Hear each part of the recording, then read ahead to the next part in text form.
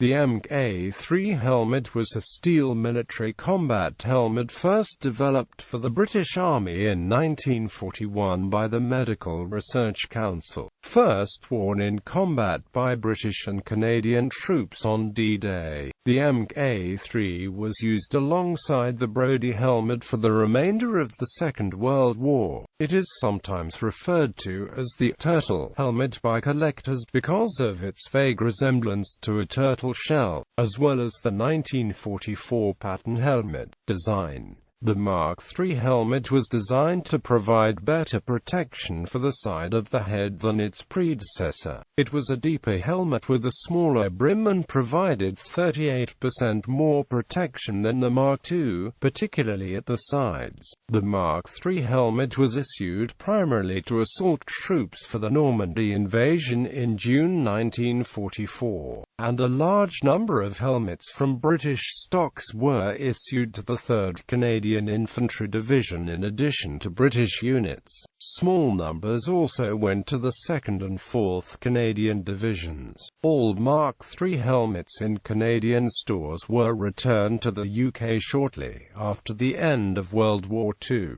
The Mk3 gradually replaced the Brodie helmet from 1944 onwards. The Mk3 was itself replaced after the war by the Mark IV helmet, which it closely resembled. The differences were that the rivets attaching the chin strap to the helmet were placed much lower down on the shell and the use of a lift-the-dot fastener for the liner. These modifications allowed the Mk4 to be utilized for carrying water. In 1959 a new, more padded liner was introduced into service, but the steel helmet body was unchanged. Hence the title of the helmet remained the Mk4. In 1985 the nylon fiber Mark Chapter 6 helmet was introduced into service to replace the Mk4, although it was some years before the issue was universal production. Although designed in 1941, due to production issues, the helmet was not manufactured until late 1943.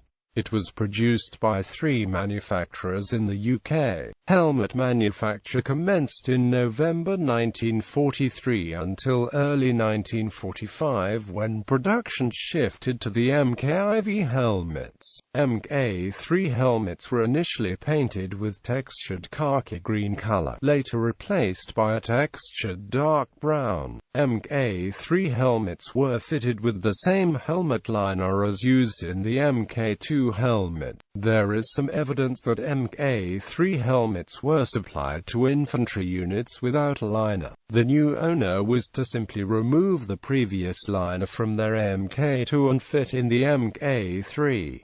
Post-war refurbished helmets. It is possible to find a wartime-dated Mk3 that was later fitted with the lift-the-dot liner. These refurbishments generally took place in the 1950s. Mk3 helmets were also used by British soldiers during the Korean War. Gallery.